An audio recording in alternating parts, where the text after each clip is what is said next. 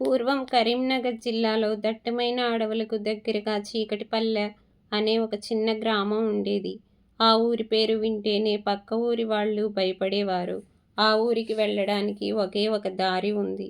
ఆ దారి పెద్ద శ్మశానం పక్కన నుండే ఒక పాత మర్రి చెట్టు కింద నుండి వెళ్తుంది. ఆ మర్రి చెట్టు గురించి చాలా భయంకరమైన కథలు ప్రచారంలో ఉన్నాయి. రవి ఆ ఊరిలో పుట్టి పెరిగినవాడే కానీ ఉద్యోగరీత్యా హైదరాబాద్లో సాఫ్ట్వేర్ ఇంజనీర్గా పనిచేస్తున్నాడు. రవికి దయ్యాలంటే అస్సలు నమ్మకం లేదు. అవన్నీ ట్రాష్, మనుషుల భ్రమ అని కొట్టి పారేసేవాడు. ఒకసారి దీపావళి పండగకు ఊరు వెళ్లాల్సి వచ్చింది.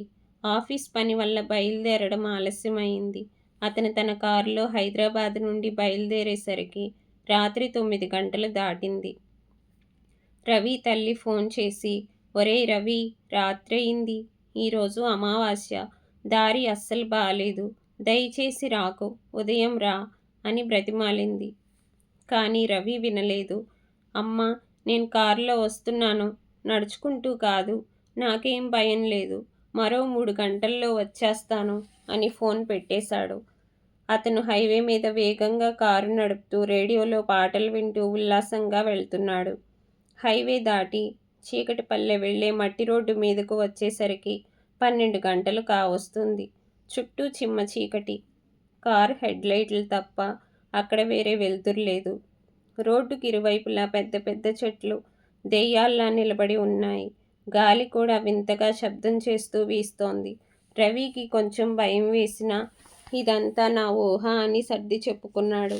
కారు రేడియోలో సిగ్నల్ పోయింది. కేవలం కిర్రు కిర్రుమనే శబ్దం వస్తోంది.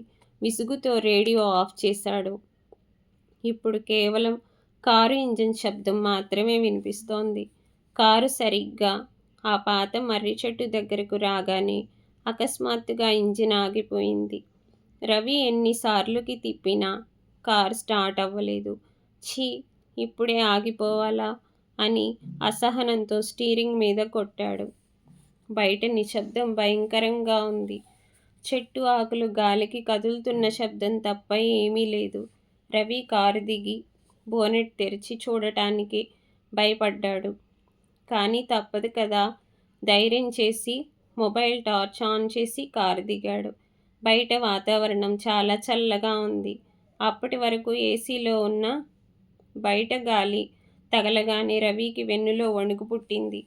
బోనెట్ తెరిచి చూస్తే ఇంజిన్ చాలా వేడిగా ఉంది. కాసేపు ఆగితే చల్లబడుతుందిలే అనుకుని మళ్ళీ కారు లోపలికి వచ్చి కూర్చున్నాడు. తలుపులు లాక్ చేసుకున్నాడు. సరిగ్గా అప్పుడే అతనికి ఒక వింత వాసన వచ్చింది.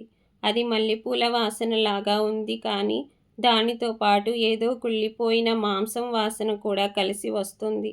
ఆ వాసన భరించలేక రవి ముక్కు పట్టుకున్నాడు. ఎవరో కారు అద్దం మీద మెల్లగా కొడుతున్న శబ్దం. గుండె ఆగిపోయినంత పనయింది. ఈ అడవి మధ్యలో అర్ధరాత్రి పూట ఎవరుంటారు? మెల్లగా తల తిప్పి కిటికీ వైపు చూశాడు. బయట ఒక తెల్ల చీర కట్టుకున్న స్త్రీ నిలబడి ఉంది. ఆమె ముఖం జుట్టుతో కప్పబడి ఉంది. ఆమె ఒక చేతిలో లాంతరు పట్టుకొని ఉంది. రవి భయంతో వణికిపోయాడు. ఎవరది అని గట్టిగా అడగలేక గొంతు పెగుల్చుకొని అడిగాడు. ఆ స్త్రీ మెల్లగా తల ఎత్తింది. ఆమె కళ్ళు నిప్పు కణికల్లా ఎర్రగా ఉన్నాయి. కానీ ఆమె గొంతు మాత్రం చాలా దీనంగా వినిపించింది. బాబూ, నా బిడ్డకు బాగోలేదు. పక్క ఊరి ఆసుపత్రికి వెళ్ళాలి. దారిలో బండి ఆగిపోయింది. కొంచెం లిఫ్ట్ ఇస్తావా అని అడిగింది. రవికి ఏం చేయాలో అర్థం కాలేదు. ఆమె మనిషిలాగే ఉంది కానీ ఏదో వింతగా అనిపిస్తోంది. ఆమె వెనకాల కాళ్ళు నేలకు తగలడం లేదు. గాలిలో తేలుతున్నట్లు ఉంది. రవికి చెమటలు పట్టాయి. అమ్మా, నా కారు కూడా ఆగిపోయింది. స్టార్ట్ అవ్వడం లేదు అని చెప్పాడు.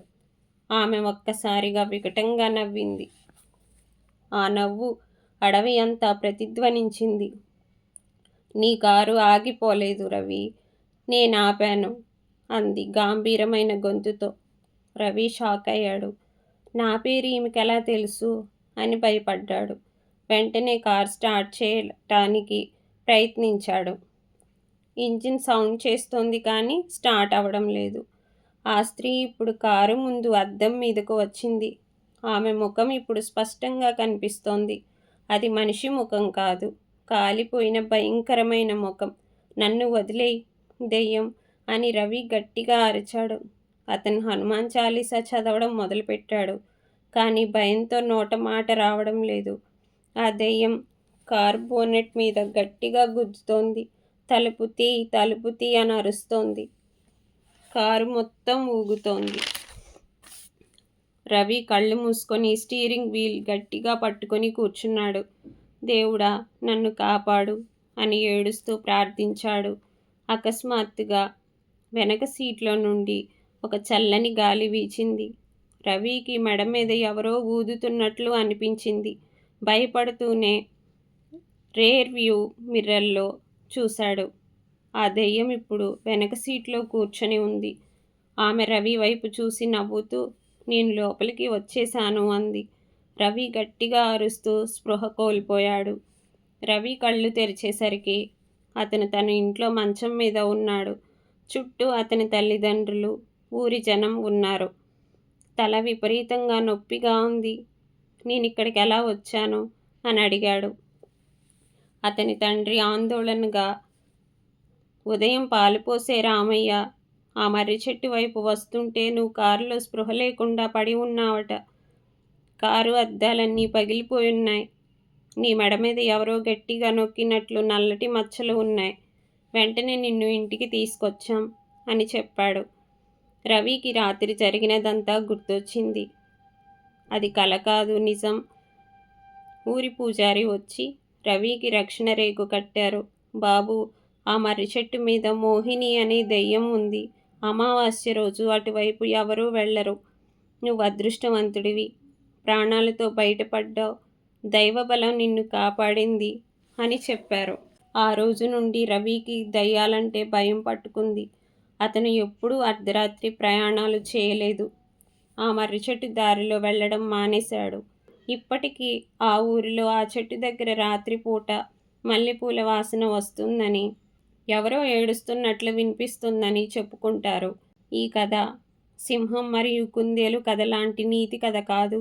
ఇది మనల్ని హెచ్చరించే ఒక నిజ జీవిత అనుభవం. పెద్దలు ఏదైనా వద్దని చెప్పారంటే దానికి ఒక కారణం ఉంటుంది.